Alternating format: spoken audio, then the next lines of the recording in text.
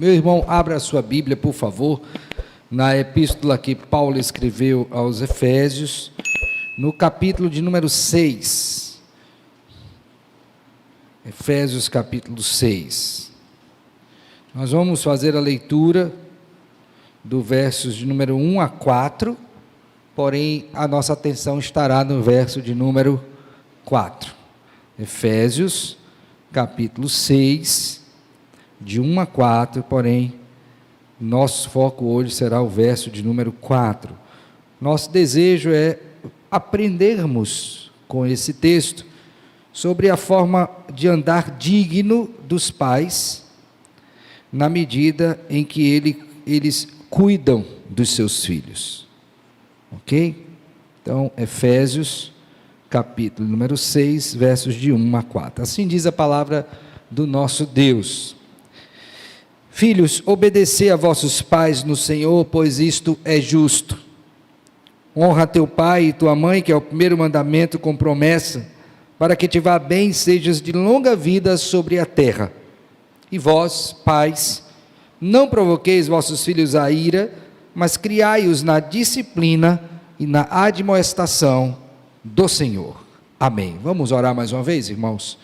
Ó Deus bondoso, graças te rendemos por teu cuidado e amparo, pela proteção do Senhor, pela preservação da tua palavra que chega às nossas mãos hoje, ó Deus, de tal sorte que podemos abrir e ler a mesma em nosso próprio idioma. Que bênção isto, Senhor. Ajuda-nos a não desprezar isso, pelo contrário, abrirmos os nossos ouvidos, preparar o nosso coração, estarmos atentos, isso pela ação do Teu Santo Espírito em nós, para recebermos a palavra do Senhor e sermos transformados à medida da estatura, da plenitude perfeita do nosso Senhor Jesus Cristo, o varão perfeito. Dá-nos graça para isto fazer, ó Deus, e ajuda-me para que com fidelidade explique e aplique esse texto à vida de cada um de nós, a começar em mim. Em nome do Senhor Jesus é que oramos, com gratidão e perdão dos nossos pecados. Amém, amém. Meus irmãos, o apóstolo Paulo foi o plantador da igreja em Tessalônica, e uma coisa que se percebe de maneira comum com o apóstolo Paulo, é a linguagem que ele utiliza para relacionar-se com os seus filhos na fé, como se ele fosse o pai dele, o pai destes que vieram à conversão através do ministério do apóstolo Paulo. Você vai ver isso, por exemplo, no relacionamento que ele tem com Timóteo, embora Timóteo não tenha sido fruto da sua evangelização, mas ele trata como filho. Você vai ver isso quando também ele trata com os Tessalonicenses, que é o exemplo que eu quero considerar introdutoriamente aqui ao nosso estudo hoje à noite. E particularmente na primeira epístola que ele se dirige aos crentes em Tessalônica, no capítulo 2, ele vai fazer uma defesa de como ele procedeu ali naquela igreja, como é que foi o seu trabalho. Dentre os muitos argumentos apresentados pelo apóstolo Paulo, um deles eu quero destacar hoje à noite para nós, como eu disse introdutoriamente, que é o que está aí no capítulo 2, versos de número 11 e 12 da primeira epístola, 1 Tessalonicenses 2, versos 11 e 12. Ele vai dizer o seguinte: e sabeis ainda, ele está falando para os crentes em Tessalônica, de que maneira, como pai a seus filhos, então veja que ele está se reportando a esses irmãos, exatamente neste tipo de relacionamento, tá? Como pais, ou como pai a seus filhos, a cada um de vós, exortamos, consolamos e admoestamos, para viverdes por modo digno de Deus, que vos chama para o seu reino e glória. Então note bem, primeiramente, esse tipo de relacionamento, né? Pai a filhos, é o primeiro aspecto. A segunda coisa que Paulo diz que o seu modo de agir deve ser reconhecido por esses filhos, porque é uma conduta irrepreensível. O apóstolo Paulo procedeu bem quando esteve com esses irmãos. A outra coisa importante, e essa é a terceira, é que Paulo não fez distinção entre os crentes. Ele diz: o modo como procedi a cada ou com cada um de vós, ou seja, não teve preferência não, todos eram filhos e todos receberam dele o cuidado devido. E qual foi o cuidado devido? No verso número 12 você tem aí, Paulo exortou a estes filhos, Paulo consolou a estes filhos, Paulo admoestou a estes filhos. Então o que ele fez para um, ele fez com o outro. Não houve distinção nesta relação estabelecida aqui de pai para filhos. E a outra coisa importante, esta é a quarta que eu gostaria de destacar nesse texto, é que quando Paulo fez isso, ele tinha um alvo em mente para os seus filhos. Não era que eles se tornassem ricos, não era que eles ficassem fortes fisicamente, não era esse o ponto. Ele olhava para a igreja como filhos porque ele desejava ver aquela igreja de que modo? Veja agora comigo o final do verso 12. Um modo digno de Deus. Ele queria que aquela igreja que recebeu aquela instrução, como filhos, porque ele os tinha nessa estima, eles vivessem de modo que digno de Deus. É interessante ressaltar isso, sobretudo este último aspecto, porque é exatamente nessa mesma perspectiva, andar de modo digno de Deus, que Paulo inicia o capítulo 4 de Efésios, que é exatamente esse bloco onde está inserida essas instruções deste viver digno. Paulo quer que aqueles irmãos andassem de modo digno da vocação na qual eles foram chamados. Então, quando nós tomamos como referência esta relação de Paulo, apóstolo, com essa igreja em Tessalônica, a gente percebe o quê? Que, de fato, nós precisamos muito aprender como ser pais que agradem ao Senhor, mesmo que isso não se dê, essa relação, no sentido sanguíneo, mas até por adoção. E aqui eu queria que nós olhássemos para o texto e aprendêssemos sobre isso, sobre o modo pelo qual os pais devem cuidar dos seus filhos, de tal sorte que agradem a Deus ao fazê-lo. Então, por favor, volte seus olhos mais uma vez para Efésios, capítulo 6, no verso de número 4. Eu não vou expor o de 1 a 3, porque eu fiz na semana passada, não é? Mas vamos começar diretamente aqui no verso 4. A primeira coisa que eu queria que vocês entendessem, e aqui segue um padrão, é o tipo de relacionamento que é estabelecido nesse texto, quando são dadas instruções para os pais. No verso de número 1 do capítulo 6, eu disse que a palavra pais aí estava relacionado com genitor. Lembram disso que eu falei? Então, era meu dever honrar aqueles que são os meus o quê? Genitores. Independente se você gosta ou não deles, se foi seu genitor, há uma honra devida por criação, e diz qual é o padrão que isso estabelece, que na verdade é olhando para Deus como nosso Criador. Mas além de ser o nosso Pai por geração, Deus também é o nosso Pai por adoção. E aí essa palavra utilizada pelo apóstolo Paulo, no verso número 4, quando diz, vós pais, não é a mesma de genitor, mas está relacionada com aquele que cria, inclusive por adoção. Então observe bem que aqui o caráter ele é amplo. Todo aquele que assume este papel de pai sobre o outro, ele tem os mesmos deveres que o genitor teria. Logicamente que também é digno da mesma honra, por consequência. Então, o que Paulo está nos instruindo aqui? Que é possível que você tenha um pai que não foi o seu genitor, mas este pai, uma vez que ele assume a responsabilidade sobre você, ele passa a ter as responsabilidades de quê? De pai. E aqui, logicamente, que a gente tem um exemplo clássico na Escritura, que é o exemplo do nosso Senhor Jesus Cristo. Por favor, abra sua Bíblia aí em Mateus. No encontro passado, eu li também o Evangelho de Lucas, quando Cristo vai e mostra o respeito que ele tinha aos seus pais, mas em Mateus capítulo 1 nós temos a prova disto. Por favor, vamos dar uma olhadinha nesse texto, para que você possa ver, à luz da Escritura, que José não era o pai genitor de Jesus, mas era o seu pai por adoção. Então, vamos lá, Mateus 1,18. Ora, o nascimento de Jesus Cristo foi assim: estando Maria, sua mãe, desposada com José, sem que tivessem antes coabitado, achou-se grávida pelo Espírito Santo.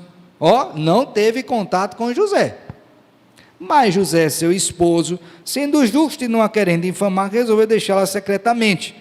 Enquanto ponderava nestas coisas, eis que lhe apareceu em sonho um anjo do Senhor, dizendo: José, filho de Davi, não temas receber Maria, tua mulher, porque o que nela foi gerado é do Espírito Santo. Então, por geração, ele não era pai do Senhor Jesus, mas ele o adotou. E Cristo o reconheceu como pai, como nós vimos na semana passada em Lucas capítulo 2, quando ele vai ao templo, se perde lá, os pais se perdem dele, quando volta, que fala com ele, é dito que ele lhes era submisso tanto ao pai, quanto também à sua mãe. Então é importante que você entenda que Efésios capítulo 6 nos coloca diante do padrão, onde até aqueles pais, mesmo que não tenham sido genitores, onde eles assumem a responsabilidade, eles passam a ter, diante de Deus, o dever de criar os seus filhos conforme o padrão de Deus. E aqui eu estou me referindo a pais crentes, mesmo que por adoção, certo? Então a primeira coisa que você precisa entender nesse texto é exatamente isso. Pastor, e os genitores entram? Aqui eu estou falando que ampliou o sentido, não reduziu, ampliou. Então, quer seja o genitor, quer seja o que adota, tem a mesma responsabilidade diante de Deus, ok? Bom, dito isto, irmãos, aí vamos agora para as instruções, ou seja, aquilo que é devido ao pai fazer. Note comigo no verso de número 4, e não provoqueis vossos filhos a ira. No que diz respeito à tarefa exercida pelos pais, irmãos, nós temos aqui uma questão muito importante que eu e você precisamos observar, que é o quê? Não compete ao pai provocar, insultar, atiçar os seus filhos o quê? A ira.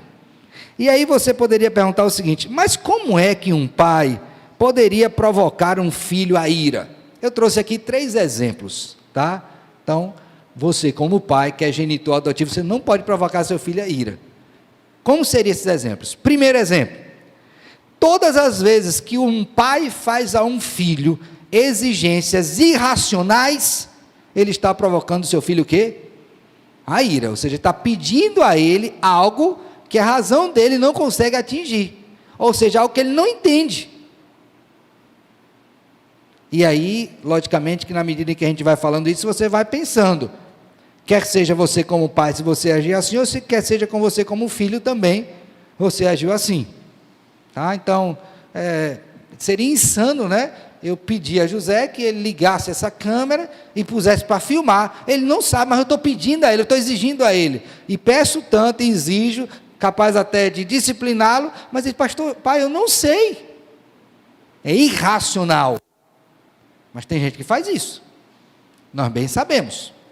A outra forma de provocar o filho à ira seria estabelecendo no procedimento pai e filho regras mesquinhas, regras que estão destituídas de moralidade bíblica, não há sentido nelas.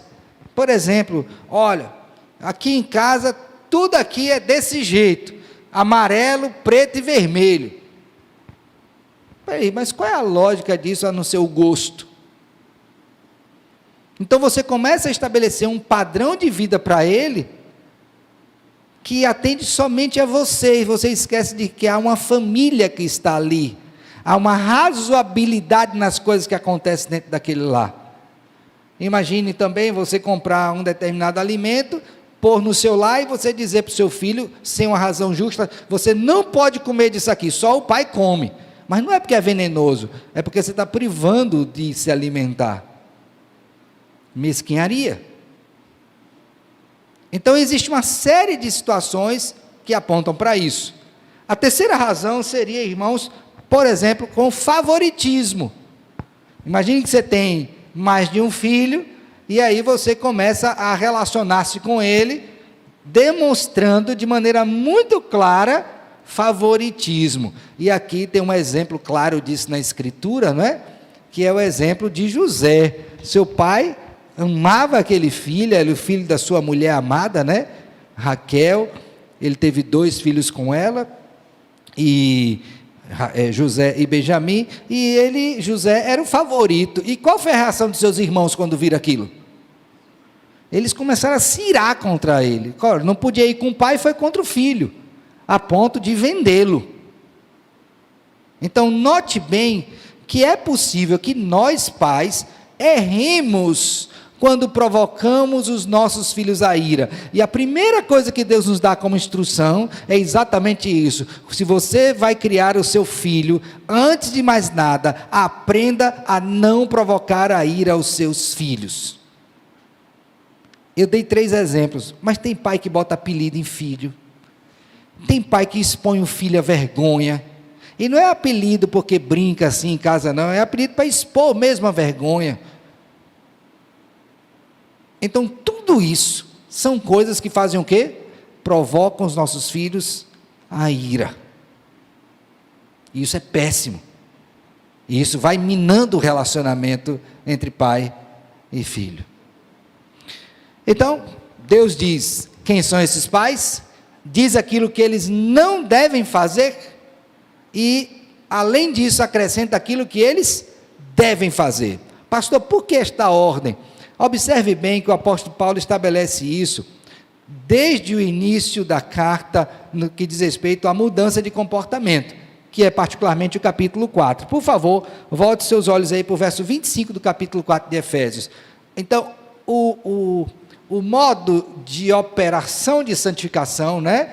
O modo que Deus age é assim: eu deixo o que é errado e passo a fazer o que é certo, tá bom? Então, no verso 25 está um exemplo. Por isso, deixando a mentira, fale cada um a verdade com o seu próximo, porque somos membros do quê? Uns dos outros. Então, esse é o padrão bíblico. Eu paro de fazer o que é errado e começo a fazer o que é certo. Deixa-me fazer logo uma aplicação aqui que eu acho que é muito importante. Na verdade, 2. Primeira delas, se tem alguém aqui, mas eu creio que não haja nenhum, mas vamos supor que esteja nos vendo. Você é pai adotivo e você acha que por ser pai adotivo, você não tem as responsabilidades de um pai que foi genitor, está errado, viu? Tanto um quanto o outro tem responsabilidades diante do Senhor. E se você quer ver, olhe bem o que Deus fez conosco nos adotando. Ele só teve um filho, que foi eternamente gerado dele, que é Cristo. Mas todos nós somos adotivos. E como foi que ele nos tratou? Nos recebeu na família, nos deu um nome, nos deu uma herança, trouxe para perto, protege, supre, ensina, corrige.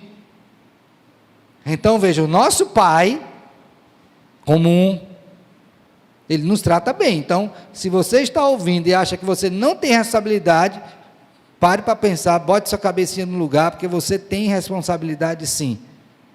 E aqui vai uma coisa que eu considero geralmente quando tem casais que eles não têm filhos naturais, que têm a pretensão de adotar. Uma das coisas que eu pergunto para eles é: por que vocês querem adotar uma criança? Qual é a razão? Vocês estão adotando por causa de vocês ou por causa dela? Porque quando Deus nos adotou, Ele não nos adotou por necessidade dEle. Nossa! Ele teve compaixão de nós. Então, cuidado para não fazer com a motivação errada, porque ao fazê-lo, adotar, você tem responsabilidades a partir daquele momento, inalienáveis. E não podem ser transferidas, viu? É sua responsabilidade. Se adotou, você tem que assumir agora. E aqui eu não estou dizendo que isso é um impedimento. Eu só quero que você entenda a responsabilidade que lhe é posta. A segunda coisa importante que eu queria que você visse diante dessa questão de provocar filhos à ira é a seguinte: talvez você tenha aprendido a educar filhos da maneira mais errada possível. E você esteja fazendo exatamente isso hoje com os seus filhos. Há tempo de arrependimento, meu irmão. Pare pense biblicamente, peça perdão aos seus filhos, isso não é demérito, por tê-los tratado erradamente, pecaminosamente, e trace um rumo correto agora como pai deste filho ou desta filha. Há tempo para mudança, não persevere no erro. Não persevere no erro. Ok? Então, Deus me diz quem sou e o que não devo fazer. Agora ele vai estabelecer o que fazer. Vamos olhar para o texto bíblico mais uma vez? O verso prossegue e diz, mas criai-os. Então, a ideia agora aqui é criar filhos. Duas coisas estão aqui envolvidas. Primeiro, o entendimento do que é criar. E segundo, de que modo eu crio. Tá bom? Então, o entendimento do que é criar e segundo o que? De que modo eu crio. Originalmente, irmãos, a palavra criar, ela está associada exatamente à atitude de prover comida. Ok? Alimento para essa criança. Por um período de tempo, até que ela esteja nutrida o suficiente e possa caminhar com as próprias pernas. Então aqui você tem duas ideias básicas. Primeiro, é dever do pai nutrir o filho, para que ele possa crescer, e quando ele estiver apto, ele possa fazer o quê? Andar com as próprias pernas. Então, pastor, até quanto tempo vai o período de criar um filho? Até que ele tenha condições de andar o quê? Agora, pastor, mas aí, será que eu não encontraria a dificuldade de encontrar filhos que nunca querem andar com as próprias pernas? Sim, e tem um monte. Eu estava até hoje discutindo em sala de aula com os alunos, né? Que estão com a ideia aí de aumentar a maioridade, né? Sair de 21, passar para, eu acho que é 30 e poucos. Aí eu disse, olha, se com 21 o pessoal está saindo de casa com 40, se aumentar para 30 e pouco, vai dar 70 anos e ele ainda se acha o meninão da casa. É uma tragédia. Então os pais têm que treinar filhos para que eles se emancipem. No caso do homem, que ele assuma a responsabilidade de tomar uma mulher e formar a sua família, sendo apto para isso.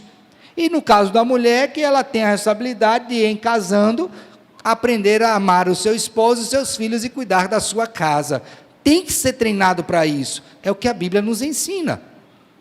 Assim sendo, irmãos, então, um pai que vai criar filhos, ele tem que nutrir esse filho, aqui nós estamos agora estendendo a compreensão, nutrir esse filho, proteger, para que ele cresça até a idade da maturidade.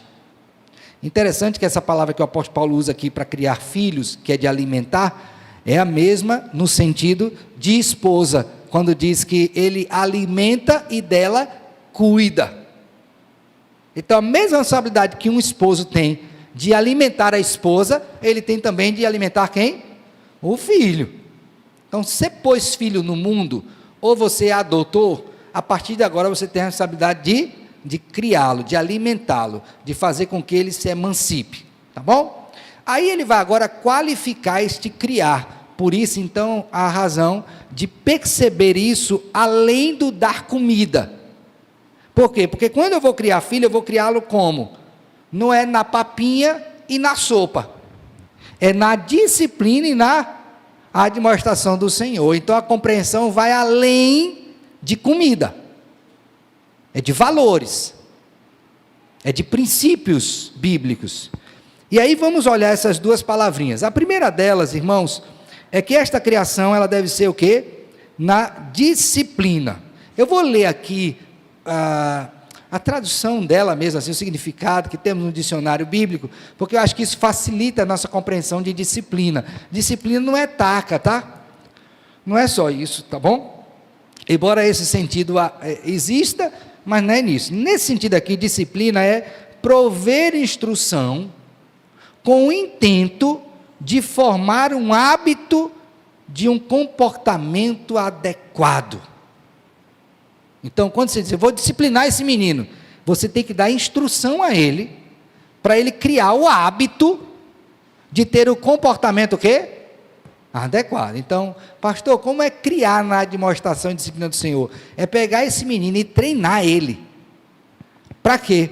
Para modelar o comportamento dele. Agora, uma coisa importante aqui, tá certo? Se eu ficar só nessa ideia de modelar comportamento, eu posso cair no erro de teorias seculares, e no caso especificamente eu estou falando aqui do comportamentalismo, que vai dizer que você vai modelar uma criança só se você modelar o comportamento dela. Se você fizer isso, você vai errar. Por que vai errar? Porque ela vai além do comportamento, ela tem uns motivos. Então você tem que criar, disciplinar, para que o coração seja alcançado. E não somente o que é exterior. E aqui está um problema, criança. Porque o menino aprende a dissimular. E aí você fica enganado, achando que ele está fazendo tudo certinho, porque na vista dos outros ele faz perfeitamente, e ganha até um joinha, porque foi bem, é capaz de ganhar até um presente, mas quando ele sai da sua presença, quando ninguém vê, aí ele põe para fora tudo o que é. Então, esse ato de discipliná-lo para que ele tenha um comportamento correto, ele deve vir acompanhado com uma expressão, inclusive de um livro, né, do pastoreio do coração. Então, pais, e aqui eu me incluo, cuidem do comportamento dos seus filhos, que sejam a expressão do coração deles, transformado pelo Senhor. Não se engane. Não se engane. Então, tem uma expressão entre os homens, né? Que diz que quando você quer conhecer um homem, você bota ele para jogar bola.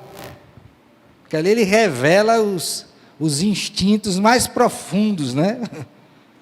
Quem é de fato. Mas com todo ser humano é assim, não no sentido da bola. Você coloca-o numa situação adversa que ele vai mostrar quem ele é. Não tem como esconder, meu filho. Então, se eu quero educar filhos, criar, usando o termo próprio, eu tenho que entender que eu preciso discipliná-lo no seu comportamento. Mas o meu alvo é qual? É o coração deles. Que seja um comportamento que brota de um coração transformado. Por isso, desde pequenininho, o menino tem que ouvir a Bíblia, tem que ler o pai com ele, tem que orar, tem que evangelizar, tem que falar de pecado, tem que falar da redenção em Jesus Cristo, a necessidade de conversão, desde pequenininho já ouvindo o Evangelho, ele receber a instrução que de fato pode transformar o seu comportamento, que é aquela que vai mudar o coração. Ok? Então, qual é a primeira palavrinha? Criar na disciplina. Mas aí vem a segunda, na disciplina e na admoestação. Agora tem um aspecto de disciplina, de instruir, corrigindo. Tá bom? Então, no primeiro momento eu mostro como é.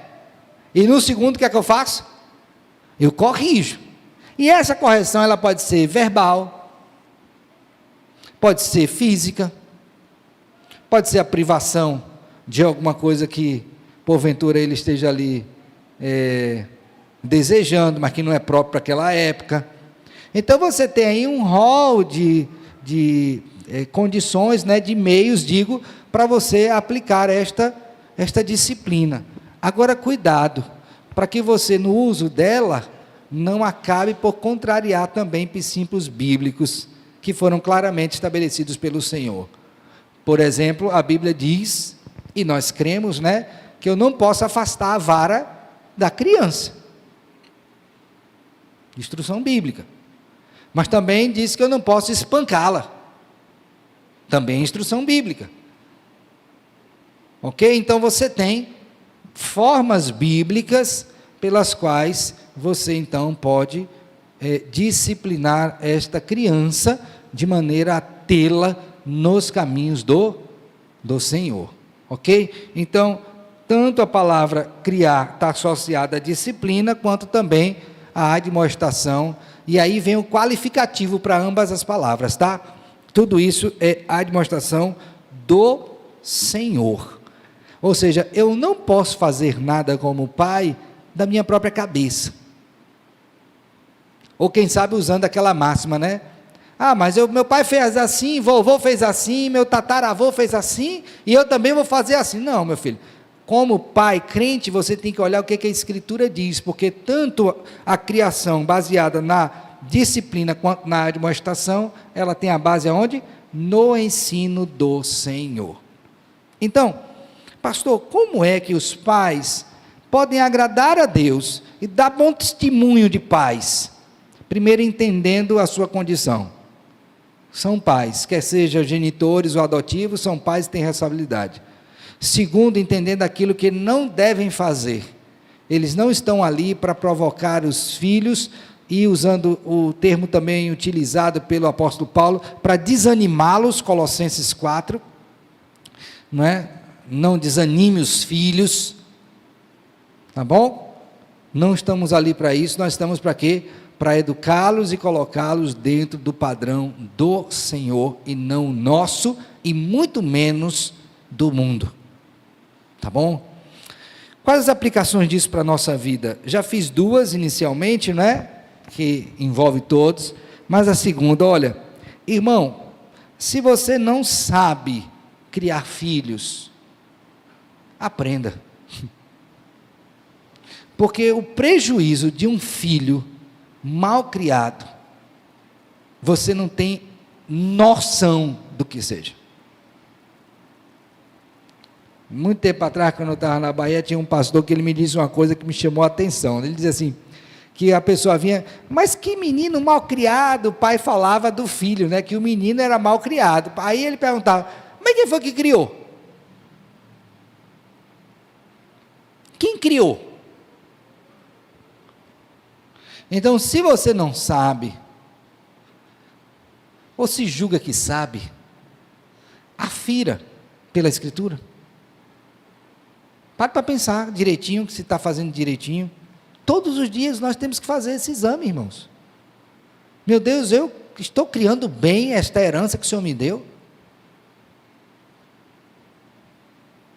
Se o seu caso for já ter passado a época, porque os filhos se emanciparam, já não estão mais debaixo do seu domínio, cabe também o exame.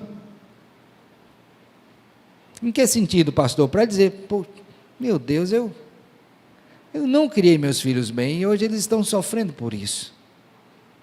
Eles sofrem com isso. E o pior, estão fazendo outras pessoas sofrerem. Me perdoe.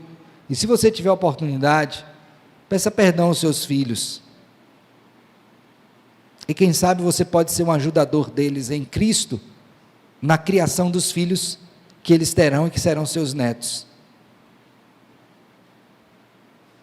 Então pense nisso. Terceiro, não perpetue a má criação. Você criou os filhos errados, e agora você também está criando os netos, ou deixando que seus filhos também criem errado. O que é que você está fazendo? Você está perpetuando a má criação. É lógico que você não tem responsabilidade sobre seus netos, direta não, essa é dos pais. Mas você pode ser um bom conselheiro, e alertá-los sobre isso. E você está vendo muitas vezes que aquela pessoa que você ama está tomando o rumo errado, e você fica silente, não diz nada. Nada. E aqui você vai ver uma responsabilidade solidária, né? Quando em Tito 2, as mulheres mais velhas ensinam as mais novas a amar os maridos e seus filhos. A educação, a criação está dentro desse aspecto do amor ao filho. Um pai que não cria, ele está dizendo, eu não te amo, eu vou deixar você à mercê de si mesmo e do mundo. Isso é terrível. Então se arrependa, mude, busque fazer estas coisas, e certamente você verá o efeito disso. Mas há uma aplicação também para os filhos, viu? Qual é a aplicação dos filhos? Filhos que estão aqui, comecem a orar pelos seus pais, para que eles possam criá-los conforme o padrão de Deus. E se eles já o fazem, agradeçam a Deus por terem este privilégio de serem educados por pais crentes, tementes ao Senhor. Que bênção! Que bênção! E muitas vezes a gente passa desapercebido disso, a gente está tão acostumado na nossa vivência cristã, que a gente não agradece a Deus pelos pais crentes que nós temos. Que bênção, irmãos! Pergunte aos seus amigos o que é ser criado por um pai ímpio, ainda que ele seja o provedor de tudo. Pense nisso. Então agradeça a Deus, Senhor, obrigado, porque o Senhor colocou pais crentes na minha vida, que me conduziu à verdade. Pense nisso. E para você, filho, também, lembre do seguinte: um dia, se você for apto ao casamento, tiver aptidão para isso, você constituirá sua família. E aí, filho, usando a expressão popular, você vai deixar de ser pedra e vai passar a ser o quê? Vidraça. Então, cuidado com a sua língua precipitada de julgar a educação dos seus pais, sendo que daqui a um tempo você mesmo pode estar cometendo os mesmos erros que ele cometeu. É mais prudente, com humildade, suplicar graça a Deus, para aprender com o Senhor, ver até os erros que seu pai cometeu, mas debaixo dessa mesma graça do Senhor, ser um pai que honre a Deus, criando os filhos na disciplina e na admoestação do Senhor. Então não seja precipitado, mas paciente e sábio, aprendendo do Senhor sobre como educar filhos, porque se Deus permitir, sua hora chegará, e aqui não é uma ameaça, e não é eu te disse, mas é um alerta em sabedoria, em amor, para que você aprenda desde já o que fazer quando Deus lhe conceder filhos. Portanto, é nosso dever, irmãos, observar o que a Escritura nos diz, para andarmos de maneira digna, e esse andar digno abarca todas as áreas do nosso viver, inclusive a relação dos pais com os filhos. E eu espero em Deus que a nossa igreja ela cresça nisso, que ela amadureça nisso, e que a gente tenha pais que não ficam olhando o menino como um tadinho, sem que tenha nada que o justifique, ou passando a mão quando haver a necessidade de fazer uso da instrução e da disciplina correta, mas zelosos nisso. Cuidado para não pegar o rumo do presente século e acabar por prejudicar o seu filho por conta de uma má criação. Que Deus tenha misericórdia de nós, nos ajude, nos dê esperança para vivermos dias em obediência a Ele também na criação dos filhos.